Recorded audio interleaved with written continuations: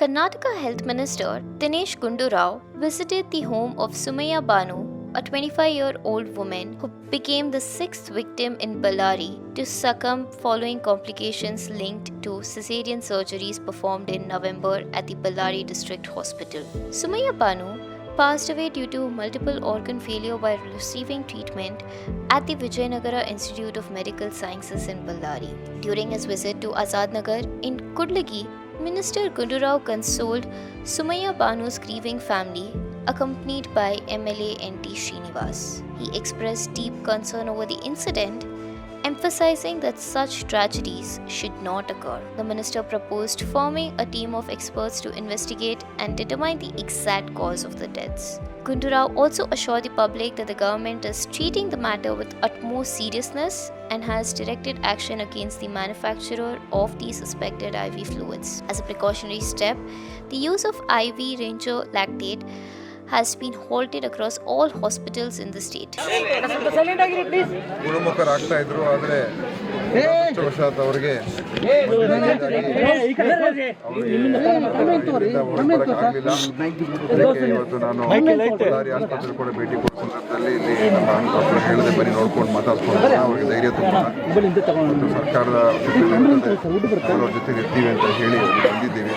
ಖಂಡಿತ ಅವರಿಗೆ ಏನು ನಾವು ಸಹಾಯ ಮಾಡೋಕ್ಕಾಗ ಅನುಕೂಲ ಮಾಡೋಕ್ಕಾಗದೆ ಖಂಡಿತ ನಾವು ಮಾಡ್ತೀವಿ ಅಂದರೆ ಅವ್ರಿಗೆ ಸಾಂತ್ವನ ಹೇಳಕ್ಕೆ ಬಂದಿದ್ದೀವಿ. 2 ಲಕ್ಷ ಪರಿಹಾರ ಸಾಕಾಗುತ್ತೆ ನನಗೆ ಗೊತ್ತಿಲ್ಲ, ಅದರ ಬಗ್ಗೆ ನಾನು ಮುಖ್ಯಮಂತ್ರಿ ಮಾತಾಡ್ಕೊಂಡು ಅದನ್ನು ಒಂದು ಬೇರೆ ನಿರ್ಧಾರವನ್ನು ತೊಗೊಳ್ತೀನಿ. ಸರಿ, ಸಮೀರ್ ಅವರಿಗೆ ಮೋಜು ಮಸ್ತಿ ಮಾಡಲಿಕ್ಕೆ ಅವಕಾಶ ಇರ್ತದೆ, ಇಂಥ ಟೈಮಲ್ಲಿ ಬರೋಕ್ಕಾಗಲ್ಲ ಅಂತ ಜನರ ಪ್ರಶ್ನೆ. ನೋಡಿ, ಅವ್ರು ಬರ್ತಾರೆ ಹೋಗ್ತಾರೆ, ಆದರೆ ನಾವು ನೋಡಿ ಅವರು ಸುಮ್ಮನೆ ಏನೋ ಮಾತಾಡೋದು ಬೇಡ.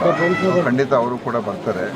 ಅವರು ಜಿಲ್ಲಾ ಉಸ್ತುವಾರಿ ಸಚಿವರು, ಅವರು ಸಂಪರ್ಕದಲ್ಲೂ ಇದ್ದಾರೆ, ಅವ್ರ ಫೋನಲ್ಲೂ ಕೂಡ ಮಾತನಾಡಿದ್ದಾರೆ, ಮತ್ತು ಶ್ರೀನಿವಾಸ್ ಅವ್ರ ಜೊತೆನೂ ಕೂಡ ಸಂಪರ್ಕದಲ್ಲಿದ್ದಾರೆ, ಫ್ಯಾಮಿಲಿಯವ್ರ ಜೊತೆನೂ ಕೂಡ ಫೋನಲ್ಲೆಲ್ಲ ಮಾತಾಡಿದ್ದಾರೆ. ಅದರಿಂದ ಅವರು ಕೂಡ ಏನು ಸಹಾಯ ಆಗುತ್ತೆ ವೈಯಕ್ತಿಕ ಕೂಡ ಮಾಡ್ತೀನಿ, ಪ್ಲಸ್ ಸರ್ಕಾರದಿಂದ ಅವ್ರು ಬೇರೆ ಏನೇನಾದರೂ ಅಗತ್ಯ ಏನು ನೀಡ್ತಕ್ಕಂಥದ್ದಕ್ಕೆ ನಾನು ಮಾಡಿಸ್ಕೊಡ್ತೀನಿ ಜಮೀರ್ ಅವರು ಕೂಡ ಹೇಳಿದ್ದಾರೆ.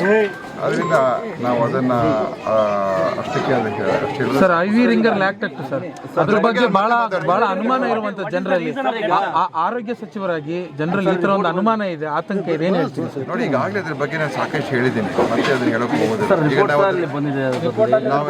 ಪಾಸ್ ಆಗಿದೆ ಸರ್, ಎಲ್ಲ ಇಲ್ಲಿ ಬಳ್ಳಾರಿ ಡಿಸ್ಟ್ರಿಕ್ಟ್ ಅಲ್ಲಿ ಇಡೀ ರಾಜ್ಯದಂತ ಹೋಗಿದೆ, ಅದೇ ಮೆಡಿಸಿನ್ ಹೋಗಿದೆ. ನೋಡಿ, ನಾನು ಅದಕ್ಕೆ ಸುಮ್ಮನೆ ಇಲ್ಲೆಲ್ಲ ಹೇಳೋದಿಲ್ಲ, ಬಳ್ಳಾರಿಯಲ್ಲಿ ನಾನು ಮಾತಾಡ್ತೀನಿ, ಅಲ್ಲಿ ಮಾತಾಡ್ಬಿಟ್ಟು ಅಲ್ಲಿ ಏನೇನು ವಿಷಯಗಳಿದೆಲ್ಲ ಹೇಳ್ತೀನಿ. ಯಾಕಂದರೆ ಈಗಾಗಲೇ ಅದ್ರ ಬಗ್ಗೆ ಹೇಳಿದ್ದೀವಿ.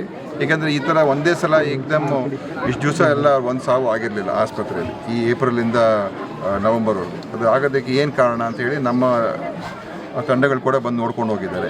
ಇನ್ನೊಂದು ಉನ್ನತ ಮಟ್ಟದ ತಂಡನೂ ಕೂಡ ಕಳಿಸ್ಬೇಕು ಅಂತ ಇದ್ದೀನಿ. ಯಾಕೆಂದರೆ ಇದು ನಮಗೆ ಇದು ವೈಜ್ಞಾನಿಕವಾಗಿ ಏನು ತೊಂದರೆ ಆಯಿತು, ವೈದ್ಯಕೀಯವಾಗಿ ಏನು ತೊಂದರೆ ಆಯಿತು, ಯಾಕಾಯಿತು, ಒಂದು ನಮ್ಮ ಸಂಶಯ ಹೆಚ್ಚಾಗಿ ಇರ್ತಕ್ಕಂಥದ್ದು ಒಂದು ಇದರ ಮೇಲೆ, ರಿಂಗರ್ ಲ್ಯಾಕ್ಟೇಟ್ ಮೇಲೆ. ಆದರೂ ಇದೆಲ್ಲ ಸ್ಪಷ್ಟ ದೃಢೀಕರಣ ಆಗಬೇಕು ತಾನೆ, ಅವಾಗಲೇ ನಾವು ಎಲ್ಲ ಮುಂದಿನ ಕ್ರಮಗಳು ತಗೊಳ್ಳೋಕೆ ಸಾಧ್ಯ ಆಗ್ತದೆ. ಮತ್ತು ಸರಿಪಡಿಸುವಂಥದ್ದು ಕೂಡ ಎಲ್ಲಿ ತಪ್ಪಾಗಿದೆ ಅದು ಸರಿಪಡಿಸ್ಬೇಕು, ಅದನ್ನು ಕೂಡ ತಿಳ್ಕೊಳ್ಬೇಕಾಗುತ್ತೆ.